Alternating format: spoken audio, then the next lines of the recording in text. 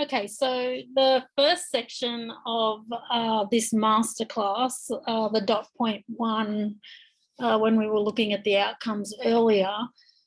So First Nations people using signs and objects in nature to help identify those geographical locations.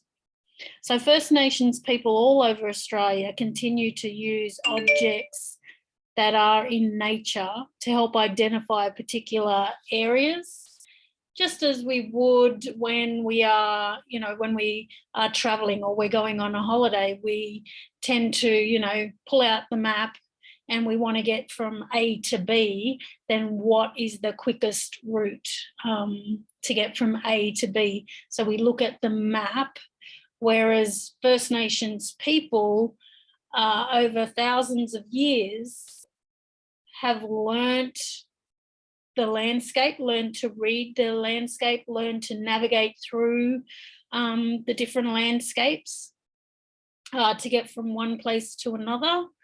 And First Nations people do this by, looking at features within the landscape. And also, I know in my community, in my hometown, we have several key natural landscape features that we are able to recognise and know where our country border is. And this is, by knowing the different certain types of trees, or seeing a scarred tree, like you see in this image that is in front of you.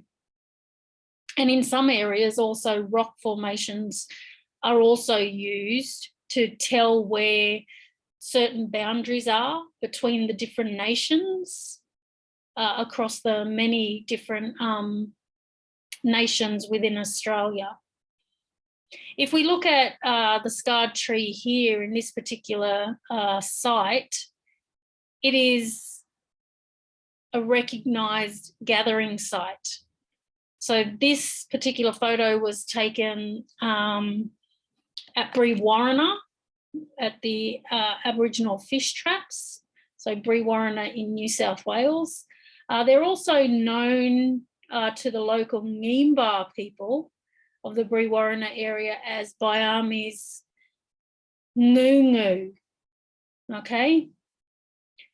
So then these are the Ngimba fish traps at Brewarrina, New South Wales. And it's a special site where community came and they gathered, they did ceremony, they fished. And it's one of the, you can just barely see in the background there behind that scarred tree that you see there, you can see that, there's a river. And so in that river is the actual Aboriginal fish traps. And it's a dreaming site. It's a special site for the Ngimba people, and not just the Ngimba people, but, for those neighbouring nations as well, because it was a gathering site where, all the different nations around the Ngimba area would come and trade certain natural resources that you wouldn't necessarily find on that particular country, or, just trading the different coloured ochre, trading natural fibres, resources, different stones and rocks that could be used to make tools and weapons. So this was a really, and still is today, a really significant site for the mobs up around that area. And my, my people, the Gamilaroi people, is just,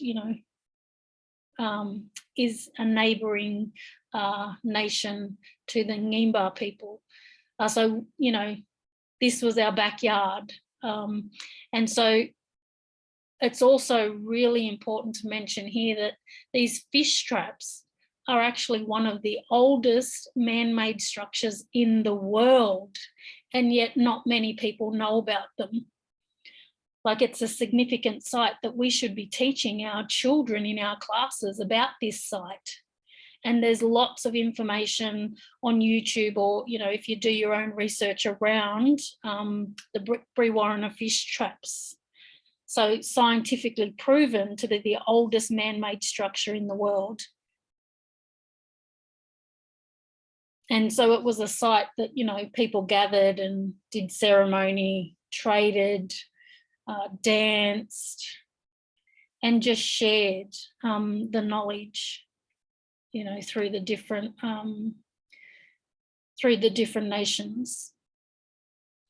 And so, as you can see, as I said, that scarred tree that you can see there, which, you know, a coolamon might have been made out of that particular tree. And also in noting, you know, these different landscape features that exist out on country, it's also important to know that, you know, the knowledge that exists when somebody goes and cuts some bark from the tree to make certain tools or weapons, or innovative, you know, things that they're using in community. When they, for instance, this one here was a small coolamon, you can only do that, like, so we need to ask ourselves, yes, that's a scarred tree, but what was the bark utilised for? So, for instance, if you're looking at that scar tree, then you talk about the scar. What could have been, what the bark was used for? So a like a tool for carrying objects, so a coolamon. What's the local language name for coolamon? When can you go out on country to actually, you know, take the bark from the tree? Because with First Nations people, when we go out on country, because we know country and we know when we can go and do certain things out on country, through that sustainable practice over thousands and thousands of years, we know that we can't go out on country during summer and make a coolamon or take bark off a tree, because the tree is not ready to give up the bark. And again, that sustainable practice, we're not, you know, cutting down a tree just to get a piece of bark off a tree or a piece of wood off a tree so that we can make these objects. It was through that sustainable practice and really understanding and caring for and knowing how the tree is feeling, knowing, you know, that during summer it's not, the tree doesn't really want to give up the bark or the wood, because the sap runs under, like, between the bark and the actual tree itself. So it's like a glue, so it's not ready to give the bark. So, you know, understanding the deep knowledge that lies within different practices out on country is also a wonderful way that you can, you know, teach these topic areas within your geography, and it could, you know, run over into English or into maths or into other subject areas that you're actually teaching. So it's, you know, it's incorporated across all key learning areas. So where's the maths in that? So you're looking at that actual cultural practice of, you know, taking bark from a tree and looking at the, you know, here, because we're focusing on geography, where's the geography within the cultural practice? So you're looking at the different types of tree. Where does it sit on country? What sort of landscape are these trees found in? Is it only one particular type of tree that you can go and get bark from to make different types of tools and weapons? So you're looking at all of the landscape features as all, you know, as well as making sure that we are teaching that knowledge that exists in these practices.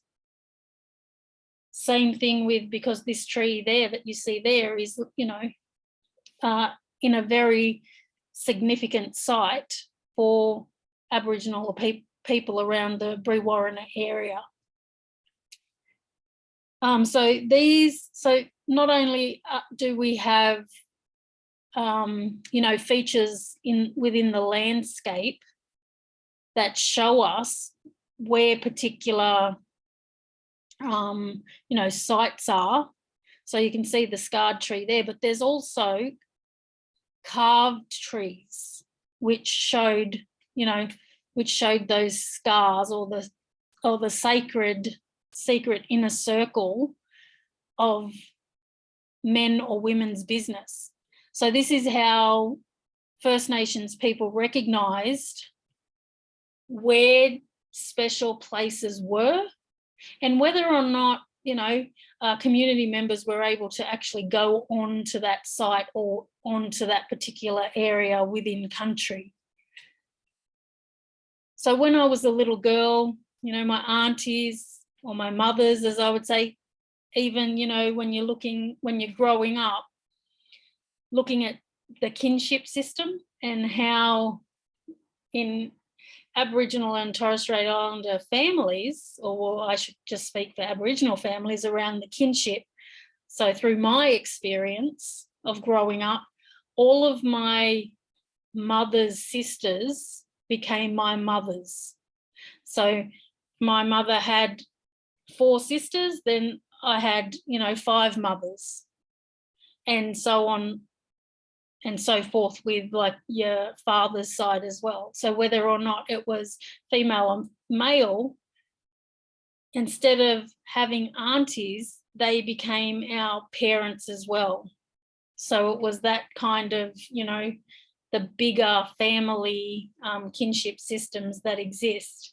And then all of my, as we say, our cousins became our brothers and sisters, and so on and so forth. And so when I was growing up, we knew that, there were certain sites that were, that we were taught about, and natural landscape features where stories were told about those natural landscape features, or a particular, tree, or a sand hill, or something that was in the landscape, was a symbol for us to, I guess, navigate and know what was beyond those natural features. So growing up, I knew that I couldn't go to a certain place because they would, share story, like our mothers and our grandmothers would share stories about particular sites or particular objects within the landscape, or different features within the landscape. And they would tell us stories to, I guess, help us understand that, that's a sacred place. We can't go past there. And there were consequences if we did go past there, because, as a woman now and as a child, we knew that we couldn't go on men's, on land where men's ceremonies were taking place, or, sacred to just men, because that is knowledge for men, not for women, and so forth. So same as like when a man or a young male would go out on country, they'd know not to go past certain natural features within the landscape, because that's women's business, and so on. And so it's understanding, the difference between carved and scarred trees, where the sacred sites are. So, First Nations people recognise where these special places were, and whether or not we were able to go onto that country or site. And so when, growing up and having my mothers and grandmothers tell us stories of certain places that we weren't allowed to go to by naming those particular features, we knew not to go past a certain natural feature, because that's where the hairy men were. And so that would be the consequence. If you went past there, then the hairy man would get you. in other words, trying to, tell us that that's sacred, don't go there, or otherwise, something's going to pop out. So it was just that mechanism that was used to keep us away from those particular sacred sites. They also told stories that would scare us away from these certain sites until we were old enough to go beyond. So, as we grew up, so did the knowledge that was passed on. It got to, we got to understand that deeper meaning as we grew older. And so even though when we were young, they were telling us, they're trying to scare us away with the hairy man for these particular sites, but for women's sites, like as we were growing older, we were taught different sections of this deep underlying knowledge system that exists out on the landscape and in the stories that this knowledge was passed down through. So we knew, we weren't to go beyond particular points because of these structures or these natural features within the landscape. And it was also, you don't go past there because it's those borders to connecting tribes. So scarred and carved trees, these trees were a symbol used to show where men and women's business took place. It showed us where corroborees and gathering places, existed beyond that.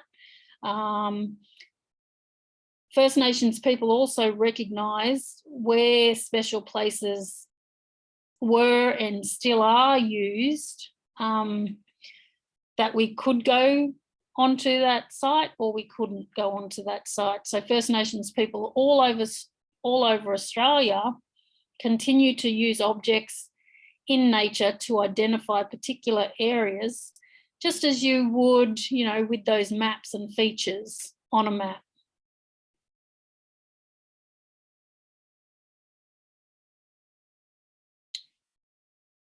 So, yes, we've got all of these, different trees and different objects within the landscape.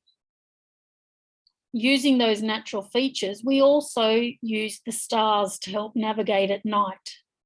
So we were not only using the landscape like down on Earth, we were also using the stars at night and the stories that exist of those dreaming stories of how the stars were made. And so all of that knowledge is embedded into the story itself and like the song lines.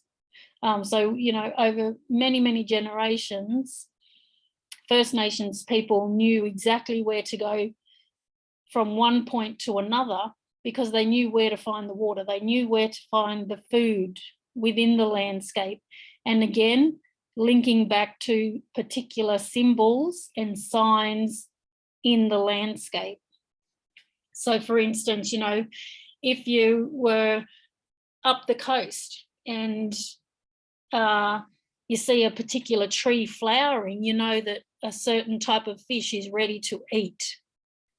And all of these sort of knowledge systems were told through dance, through song, or through, those song lines, through song, through dance, through art, all of those things, all of the knowledge that, were held in those stories. And so First Nations people used the stars at night. And also we studied the stars and have Dreamtime stories of how these star constellations came to be, and the knowledge that's held within those dreaming stories relates back to laws that exist on the landscape. So everything is interwoven the deep knowledge that exists, you know, not just in the dreaming story itself, but, you know, that dreaming story is then linked to song lines. It's then linked to different features within the landscape. So it's this holistic view of, you know, language, knowledge systems that exist in dance, in the song lines, in the stories that are being told, in the dreaming, in our laws. So it's all interrelated and everything is like intertwined, and it just becomes a really rich, deep knowledge system for us. So that, you know, over the many thousands of years that our ancestors have walked this earth, walked these song lines, they learnt as the landscape changed and as the landscape moved, so do our stories, so do our, you know, knowledge systems. So we're really utilising the natural landscape and the signs and symbols that exist within the landscape to actually survive and to actually, you know, thrive, really. And so First Nations people link these land features to certain star constellations, like, you know, the Seven Sisters, and how that ran across, you know, from Western Australia to New South Wales. It ran across the whole of middle of Australia from West Coast to East Coast. And so even in that story, there's different landscape features that the story, you know, has the knowledge within the story about those landscape features and that journey, I guess, from, you know, from the land to the sky. And so there's a couple of, so in the downloadable PDF that you would have downloaded and printed out, there are a couple of links that is in a PDF document. And so the first one is the oldest observatory, which is a video by the ABC on astronomy. And so they're looking at, you know, one of the oldest observatories in the world. And this would be great for, you know, stage 2 and up. There's also another Aboriginal astronomy video as well by ABC, and that one could be used, you know, stage 1 and up. And then there's another YouTube clip with the emu in the sky, and that, you know, all stages could use that. So you could look at trading routes for Aboriginal and Torres Strait Islanders took.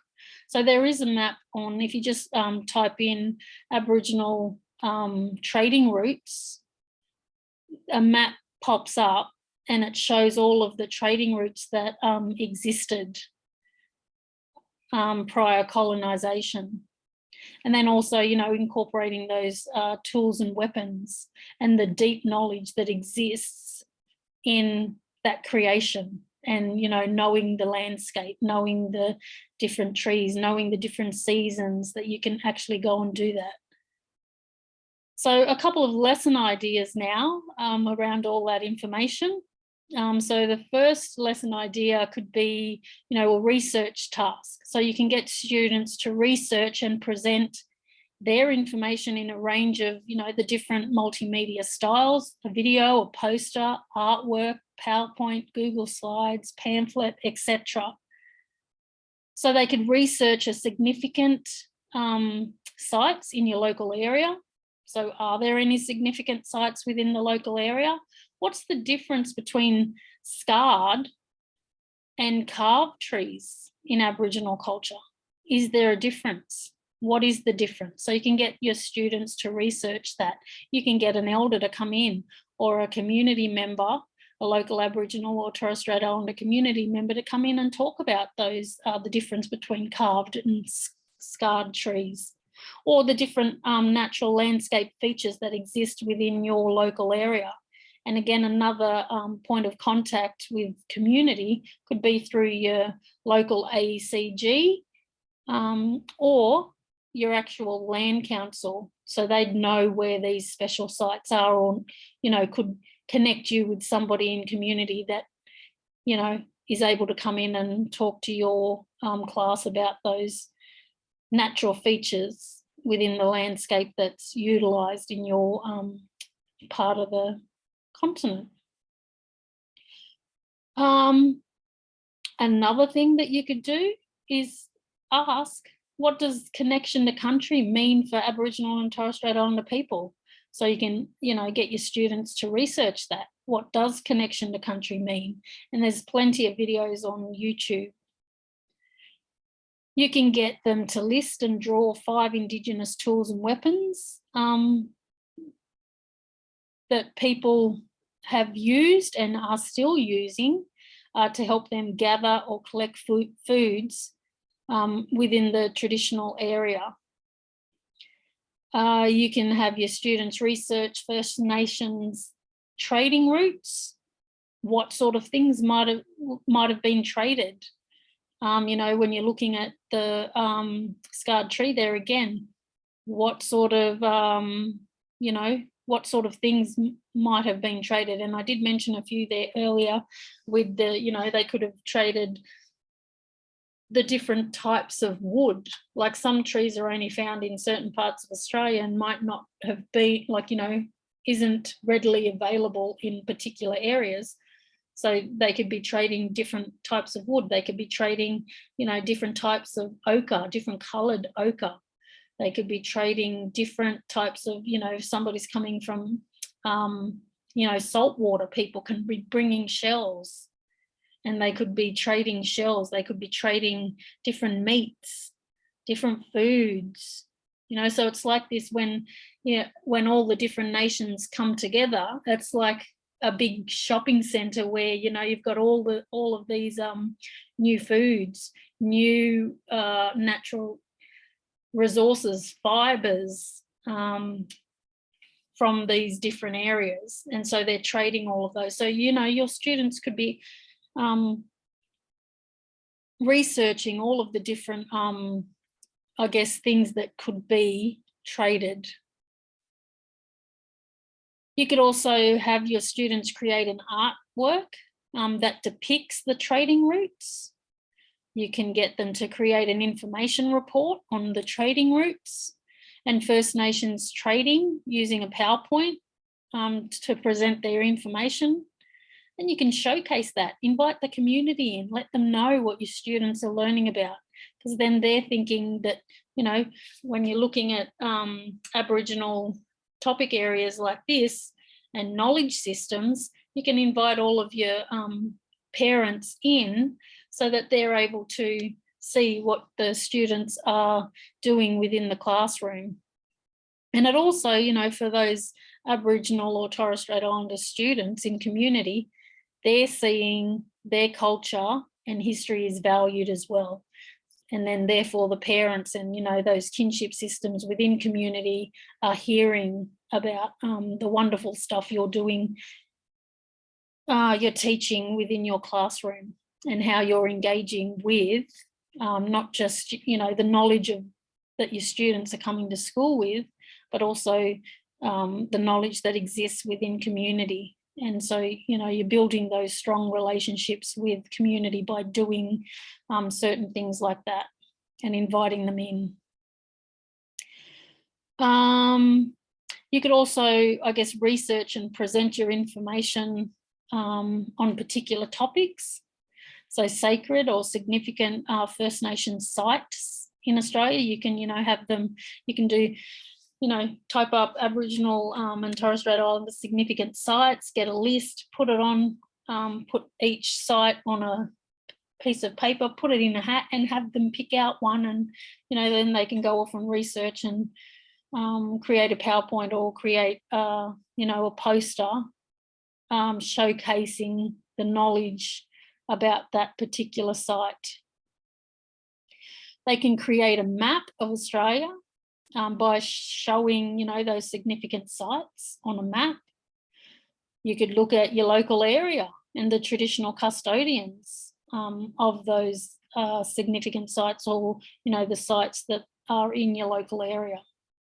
You can research tools and weapons and look at the natural resources that were traded and why. Why do you think those natural resources were traded? You could get to know, you can get your students to think about what tools and weapons were made in the area, and then what natural resources were needed to actually make that tool or weapon, or what might they need to trade to make better tools and weapons. So looking at different resources from the different landscapes. Discuss the different tree types in Australia and the quality of the wood, hard or soft, what sort of trees. There's a wonderful site that you can, a website that's suited, you know, that would suit all ages, and provides lots of images around,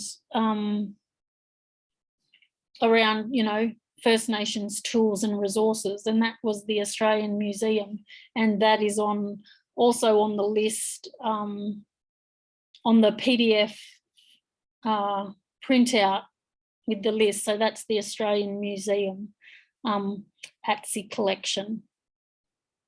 You could, you know, when you're looking at trading routes, there's a, you know, there's a reading, there's a blog by Indigenous Science Australia around ancient trading routes, and that is also linked in the PDF.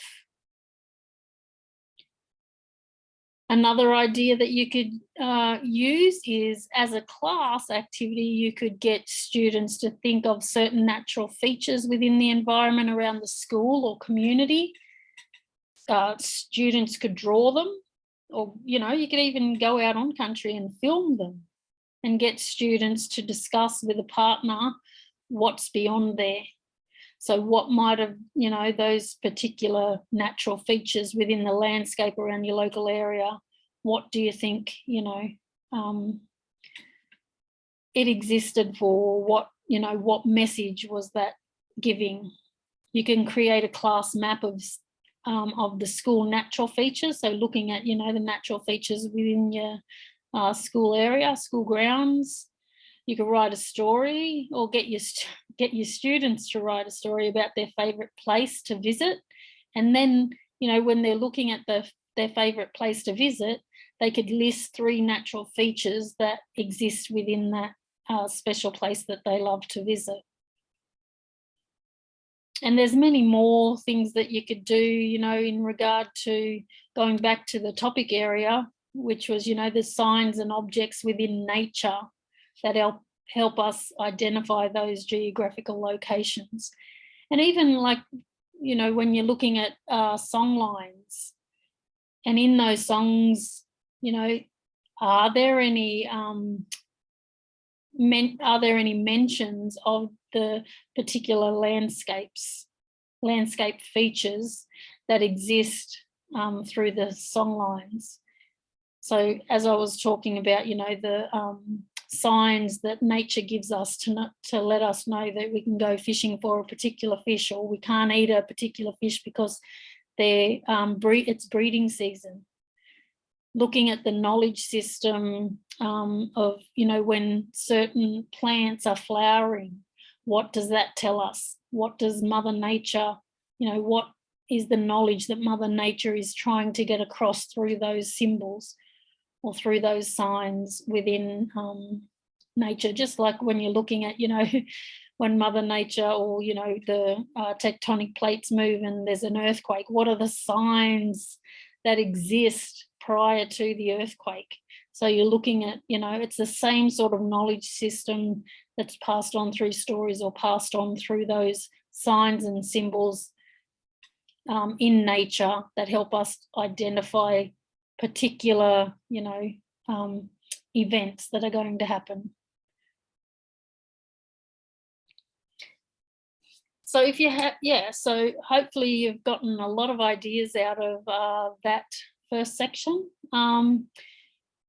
And if you have any questions, just email or let us know through the Facebook page. Happy to answer any questions for members, and I will see you in the next session, which will be on looking at topographic views through Aboriginal art.